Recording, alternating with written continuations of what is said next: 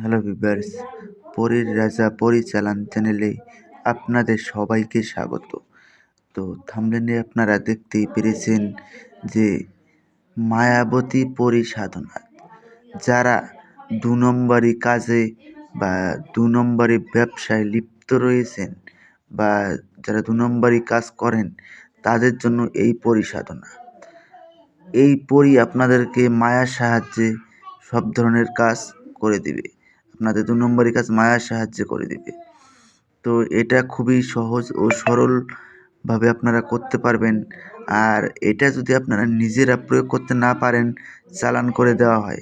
চালান করে নিতে গেলে স্ক্রিনে দেওয়া নাম্বারে আপনারা আমার সঙ্গে যোগাযোগ করে নেবেন। তো এটা শুধুমাত্র ১ দিনের সাধনা। ১ দিনের মধ্যে এই পরী এসে আপনার সামনে প্রকট হবে।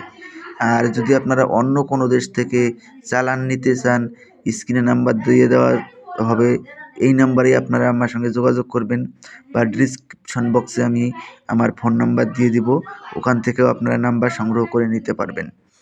তো এটা শুক্রবার দিন আপনাদেরকে এটার প্রয়োগ করতে হবে। এটার জন্য একটা তসবির মালা, একটা গোলাপ ফুলের মালা, এই দুটো জিনিস শুধু প্রয়োজন পড়বে। এই দুটো জিনিস আপনারা একত্র সংগ্রহ করে নেবেন। সংগ্রহ করে নেওয়ার পরে আপনারা গুরুর কাছ থেকে অনুমতি নিয়ে নেবেন। অনুমতি ব্যতীত আপনাদের কাজ কিছুতেই হবে না। আমি আপনাদেরকে বলবো, অনুমতি ছাড়া আপনারা কিছুতেই কাজ করতে যাবেন না। আর এই সাধনাটা আপনারা গোপন রাখবেন, কাউকে বলবেন না যে আপনি এই সাধনা করছেন বা কিছু।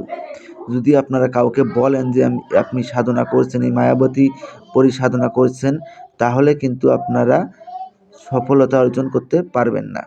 তো একটা মন্ত্র স্ক্রিনে দিয়ে দিচ্ছি, আপনারা লক্ষ্য করে নিন। ওম নমো বিসমিল্লাহির রহিমান রব্ব ইন্নি মঙ্গল ফন্তসির। প্রথমে এটাকে আপনাকে ১০০০ বার জপ করে সিদ্ধি করে নিতে হবে।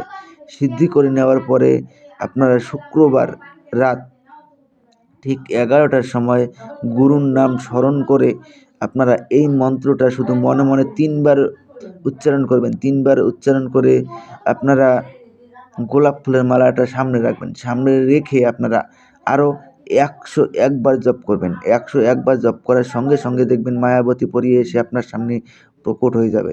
যখন এসে প্রকট হবে তখন আপনাকে বলবে, আপনি আমাকে কিসের জন্য স্মরণ করেছেন? তখন আপনি ওনাকে বলবেন যে আমার কাছে আপনাকে ৩টি শপথ করতে হবে। প্রথম শপথ, আমি তোমাকে যা আদেশ করিব তার সঙ্গে সঙ্গে পালন করিতে হবে। দ্বিতীয় শপথ, আমার অনুমতি ছাড়া তুমি কোত্থাও যেতে পারবে না। তৃতীয় শপথ, আমি তোমাকে যখনই স্মরণ করিব তখনই আমার সামনে এসে প্রকট হতে হবে। এই ৩টি শপথ করার ফলে ও আপনার আজীবন বশ্যতা স্বীকার করে নিবে এবং আপনার আদেশ অনুযায়ী চলবে। তারপরে আপনি ওনাকে বলবেন যে আপনাকে কী নামে ডাকলে পরে আপনি আমার সামনে এসে প্রকট হবেন। উনি আপনাকে একটা নাম বলে দিবে, ওই নামটা মনে রাখবেন। আর তারপরে থেকে ওই নাম ধরে যখনই ডাকবেন তখনই ও আপনার সামনে এসে প্রকট হবে। যা আদেশ করবেন তাই পালন করবে। ধন্যবাদ।